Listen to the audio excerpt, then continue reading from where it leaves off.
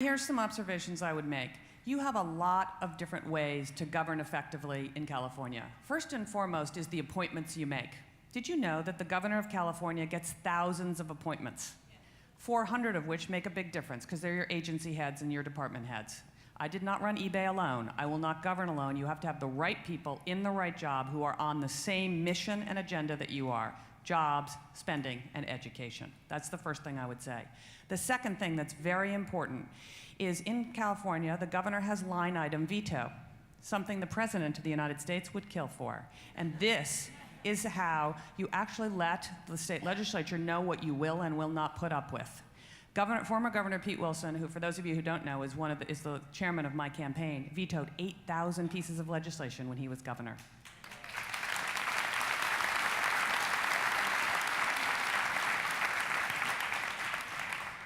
And last but not least, of course, is the proposition process. In my view, the proposition process in California is a double-edged sword, meaning $50 billion of spending has actually been propositioned into place through the propositions. It can only be undone by a vote of the people. I think in many ways it has outlived its usefulness. But we have that proposition process, so let's use it effectively. So one needs to think through, in order to get your agenda forward, what is the most important thing, one thing at a time, to put before the people of California, and put all your political will against that.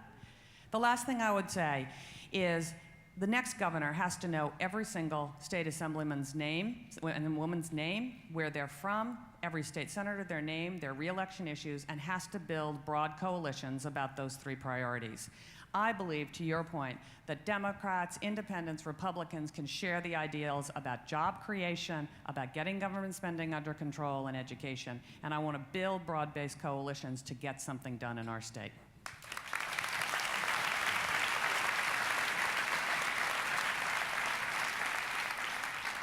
I'm motivated to comment because you represent the face of America and small business in America today. They are the creators of jobs. In all candor, not the large corporations, but statistics show it's small business people, and you are hurting. You just said you have to work for 10 additional years. My friends, what's galling to me is on Monday, apparently, the federal government, the taxpayers, will now own 72.5% of General Motors. They own Chrysler, they own the banks, they own the financial institutions, they own the largest insurance company in America because they're, quote, too big to fail. Does that mean that you're too small to save? That's very badly wrong in America today. Thank you.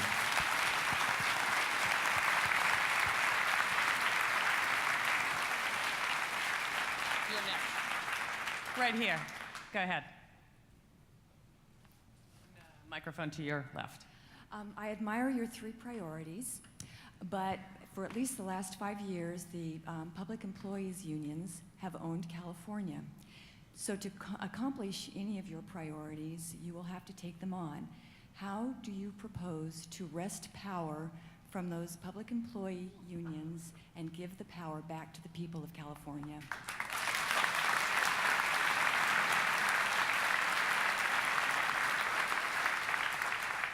So there's no question in my mind that the balance of power between the public service unions in the state of California and everyone else has gotten out of whack. You are right. The unions have enormous influence in Sacramento. The unions pour millions and millions of dollars into every election, not just the constitutional officers of California, but all the way down to the city council, down to the school board of education. So one thing that we're going to have to do is we are going to have to negotiate hard with these unions. And here's a couple of things. Today, about 85% of union workers in state government are operating without a contract. This is the most important thing we can do, is to renegotiate these contracts right now. Again, I don't know a lot of people who aren't worried about their jobs, and I don't know a lot of people who are getting raises right now. So we have to stand up and be counted and renegotiate these contracts. Here's the other thing that people don't talk about very much. Because of the pension benefits that have been awarded to our public service union and our civil servants, we have a $60 billion unfunded pension liability coming down the pike at Californians. That's not even being talked about in the current budget crisis and negotiations. This is a cost we simply cannot afford. And so we're going to have to take this on because this will, in fact, over the next 10 or 15 years, has the potential to totally bankrupt California, and we simply can't afford it. So it's standing up and being counted.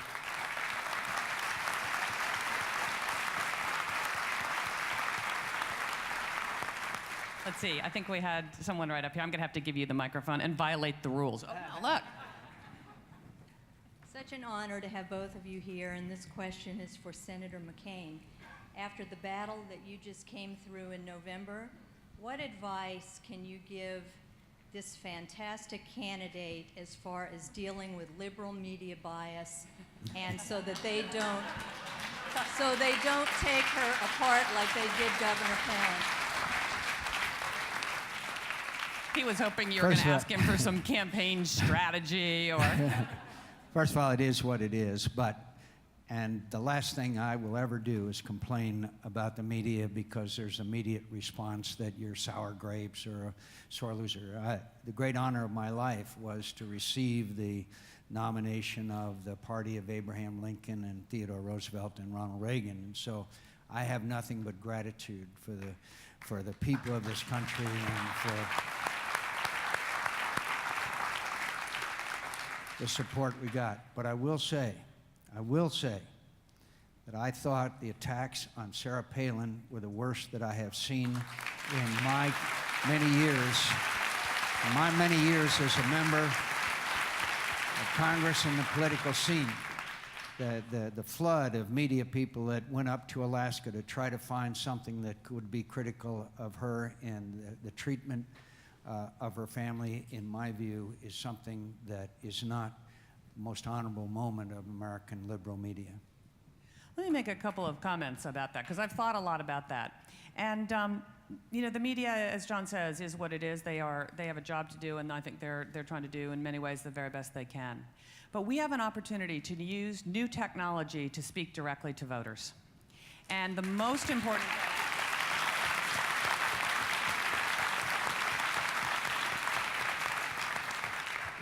And one of the things I'm spending a great deal of time on is megwhitman.com. This is where I hope people will go to find out what's the latest and greatest about this campaign, about the issues that face us in California. Because actually, we have the second highest internet penetration in the country, meaning the second highest percentage of people in the country have internet access in California. Second only to Wisconsin. I couldn't actually figure that out. But anyway, and so it's not just young people, it's everybody. Think about how the internet has changed your lives, how you communicate, how you buy, how you pay. Everything has changed because of the internet. And the Republican Party needs to step up and be counted to build technology that can reform government and that can make campaigning a completely different thing. I want to give you a small story that I think will show you what I mean by this. So at eBay, one day, I saw all the time how government tried to constrain the success of our sellers. And one day, a young man came into my cubicle. We all sit in cubicles at eBay, and he said, "Meg, the state of Illinois wants to regulate eBay sellers as land-based auctioneers." And I thought, well, that seems odd. What do they want them to do? Fill out a form? No, no, no, no. They were going to have to pass a voice test. You know how land-based auctioneers like go 20, 25, 30, 35, 40, 45, 50?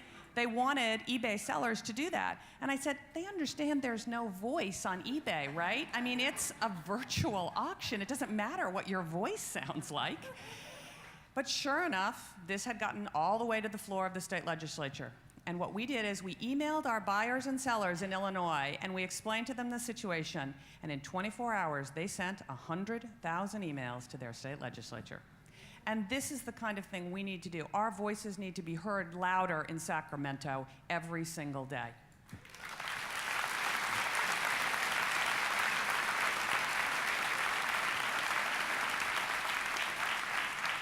The latest, as you know, is twittering. I now have 670,000 people who follow my Twitter. So please do us one favor.